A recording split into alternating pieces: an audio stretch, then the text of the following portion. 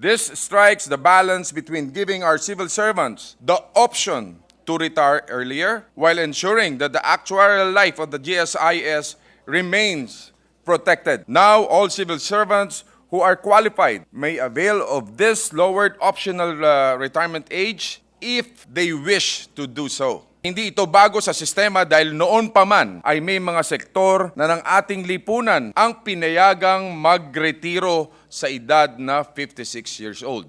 Ulitin ko, ang pulis at ang mga militar. Huwag na nating ipagkait sa ilan nating maranasan ang benepisyo ng retirement life sa mas maagang panahon. Ano man po ang kanilang dahilan para dito, marapat lamang nating galangin ito at pagbigyan. Lalo na dahil sa panahon ng kanilang kabataan at kalakasan. Thank you, Mr. President. Mr. President, your Committee on Civil Service, Government Organization, and Professional Regulation, together with Government Corporation and Public Enterprises and Finance, is honored to sponsor this afternoon Senate Bill number 2444 under Committee Report number 134, which seeks to lower the optional retirement age of government workers from 60 years old to 56 years old, amending for the purpose of 13-A of Republic Act 8291, otherwise known as the Government Service Insurance System Act of 1997, Mr. President. Kasama ni Senate President Pro Tempore Loren Legarda, Majority Floor Leader Joel Villanueva, Senator Sani Angara, and Senator Chis Escudero, at Senator Win Gatchalian. Tayo po ay naghain ng panukalang magbibigay ng opsyon ng mas maagang pagre-retiro para sa mga kawani ng gobyerno. This is our response to the clamor coming from our dear civil servants who, if given the option, would wish to enjoy their retirement days at a much earlier time. Our counterparts in the House of Representatives have already passed this measure on third reading, Mr. President. It is now our turn in the Senate to listen to the appeal of our dear civil servants. The welfare of civil servants has long been part of our advocacies.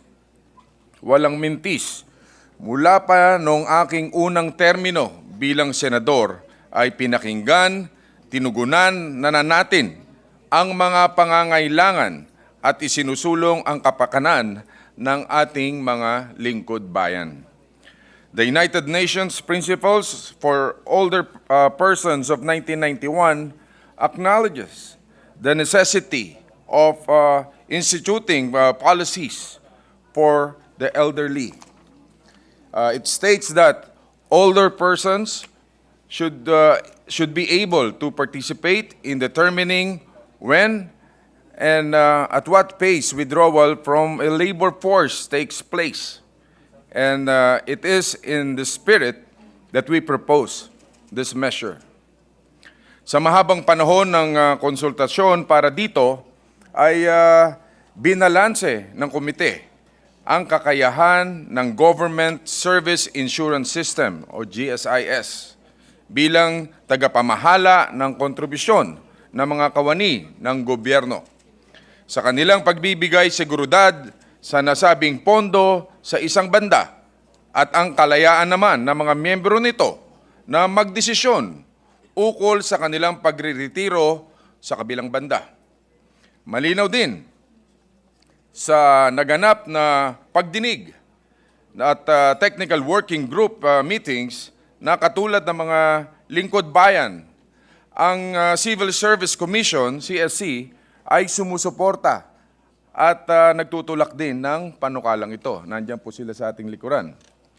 The hearing and the TWG meetings conducted by the committee revealed not only the earnest desire of the government workers to be given the option to retire earlier, but more importantly, the true numbers which unveiled the lowering the optional retirement age and will not be to the detriment of the GSIS, Mr. President.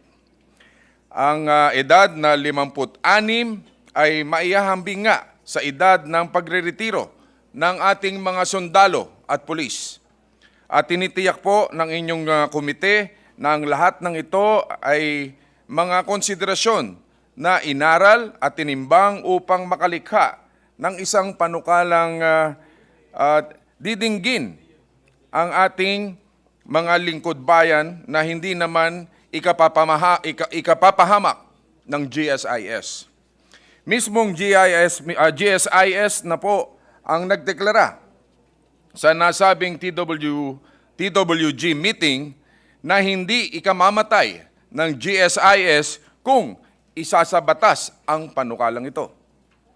No less than the GSIS data shows that even as the law now stands, most of those who avail of the optional retirement wait for an average of 2 years after they become eligible. Dito nga po sa atin mismo sa Senado, not even 2% retire at the age of 60. We can just safely assume that still a very little percentage will avail of this option when we amend it, leading to no other conclusion but that the actuarial life of GSIS will very minimally be affected, if at all. Linawin natin, ito ay pagbibigay laya na makapagretiro sa mas maagang edad. We give them the choice. Ang mga datos mula sa CSC ay nagtatala na nasa halos 18% lamang o wala pa sa isa sa bawat 5 na kasalukuyang bilang ng mga kawani ang nasa edad na 56 pataas. Kalakip na panang datos na ito ay ang mababang bilang ng ating mga kawani na may edad na 60 na humihiwalay o humiwalay sa serbisyo sa anumang dahilan. Ito ay halos 3% lamang o 50,000 lamang sa halos 2 milyon na kabuuang bilang ng mga kawani sa nakalipas na 3 taon. These numbers only strengthen our position that the granting of this privilege will not cause fatigue to the actuarial life of the GSIS, given that they only comprise a small percentage of the total number of the civil servants. Even assuming that half of them will avail of the new optional retirement, that will total to barely 9% of the entire population of government workers. But even then, that would be an absurd speculation because of the trend as it now stands. We reiterate, only 3% of the total population of those eligible for optional retirement of age of 60 years old avails of the option. After having heard our stakeholders of their positions on the matter, the committee deemed it prudent to report out this measure, Mr. President. Medyo pinapawisan ako. Oo. Which only seeks to lower the optional retirement age while retaining the current mandatory retirement age of 65 years. This strikes the balance between giving our civil servants the option to retire earlier while ensuring that the actuarial life of the GSIS remains protected. This proposed measure is a consolidation of several proposals seeking to cover teachers and civil servants. Now, all civil servants who are qualified may avail of this lowered optional retirement age if they wish to do so. At ating pong sinabi ay hindi ito bago sa sistema dahil noon pa man ay may mga sektor na ng ating lipunan ang pinayagang magretiro sa edad na 56 years old. Ulitin ko, ang pulis at ang mga militar. Huwag na nating ipagkait sa ilan nating maranasan ang benepisyo ng retirement life sa mas maagang panahon. Ano man po ang kanilang dahilan para dito, marapat lamang nating galangin ito at pagbigyan. Lalo na dahil sa panahon ng kanilang kabataan at kalakasan. At ay buong sigla at giting naman nilang ginampanan ang kanilang tungkulin bilang mga kawani ng ating pamahalaan, Mr. President. The CSC recently conducted a survey on its counterparts in the 9 ASEAN member states. The survey compiled pertinent data on retirement age, retirement package, health benefits, and other retirement incentives. It appears that compared to the other civil servants in the region, Filipino civil servants retire later than the others based on CSC data. Among our peers in Southeast Asia, the Philippines has in fact one of the oldest retirement age, pegged at 60 years old and 65 years old.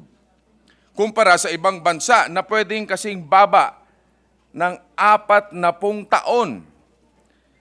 Itong parehas ng bilang na ito ay nag-uudyok sa atin na sumunod sa pamantayang ito.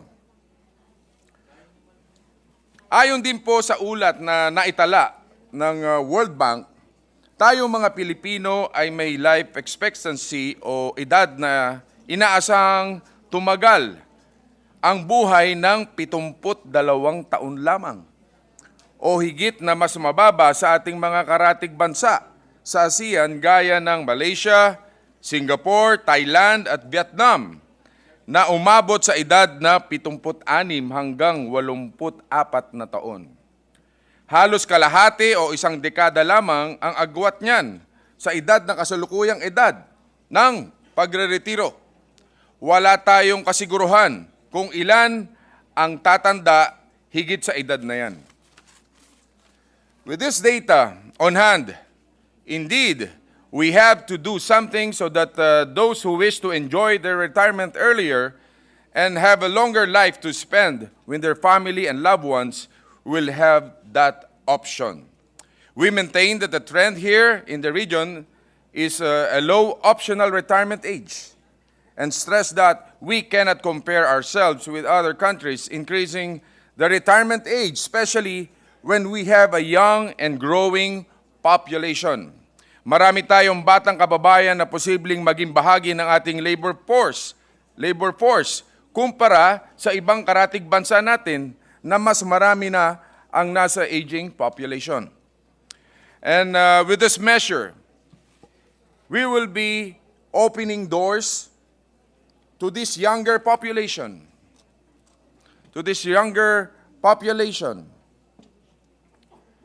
who wish to become part of government service. Wala po tayong talo dito, Mr. President. When we lower the retirement age, the GSIS will not die simply because their separation will mean the entry of new and younger Filipinos who will be given the chance to share their talents to the nation. Hindi po mababawasan ang mga contributors ng GSIS dahil siguradong may hahalili po sa kanilang iiwanang posisyon para maliwanag po. At sa kanilang pagtahak sa buhay retirado, mabibigyan din natin ng pagkakataon ang mga bagong sibol na makapagtatrabaho para sa ating hanay. Siguradong mayroong mga bagong papasok na may kaparehong sipag at tiyaga sa paglilingkod sa ating mga kababayan. Hindi tayo magkakaroon ng malawakang kawalan ng kawani. Bagkus ay nagbibigay tayo ng oportunidad sa iba ang nais maisama sa hanay ng mga lingkod bayan.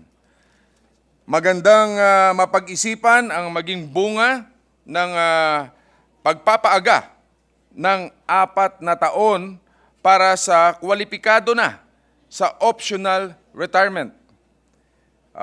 Paniguradong win-win po ito. Mailalaan nila ang dagdag na panahong ito sa kanilang mga pamilya at para sa sarili na malayo sa work-related stress. Tumatakbo ang ating oras at mahalaga ang bawat sandali kasama ng ating mga mahal sa buhay. Hindi naman po katapusan ang kahulugan ng pagre-retiro. Kasama din sa opsyon nila ang maging produktibo sa iba pang bagay, hobbies o ibang passion nila. Naway kasama nila tayo na maitulak ang kanilang hangaring matamasa ang bunga ng kanilang pagtatrabaho habang kaya pa ang kanilang mga tuhod. Ika nga, let them enjoy their pension while they are able to enjoy it. Hangad ko na hindi na nila kailangan maging baldado o magkaroon ng malubhang sakit para lamang mabigyan sila ng karapatan sa mas pinaagang edad ng pagre-retiro. Muli, bilang isang deliberative body, inahain ko ang isang panukalang matagal ng panawagan ng ating mga kawani sa pamahalaan. At nagpapasalamat po tayo sa overwhelming support para sa committee ito na nagkaroon tayo ng 21 bilang na nalagda. Kaya again, Mr. President, thank you very much sa lahat ng sumuporta. Mabuhay po kayo. Thank you.